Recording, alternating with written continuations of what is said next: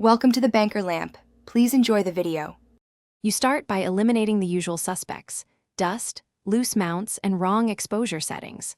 First, remove any filters and wipe the lens elements and contact pins with a microfiber cloth.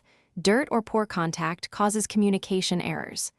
Once done, remount the lens until it clicks and lock the camera into aperture priority or manual at f/5. 6/8 for a consistent depth of field. This gives you stable conditions, so subsequent focus checks are meaningful rather than chasing random variables. Now you tackle focus behavior. Set single point AF and use the center point to align with your target. Center points are usually most accurate. Test both AFS and AFC so you can see whether tracking or single-shot logic caused the miss. Try back button focus to separate metering from autofocus.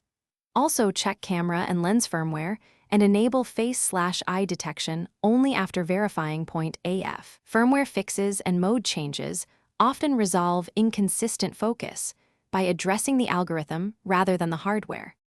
Finish by confirming repeatability and applying small fixes.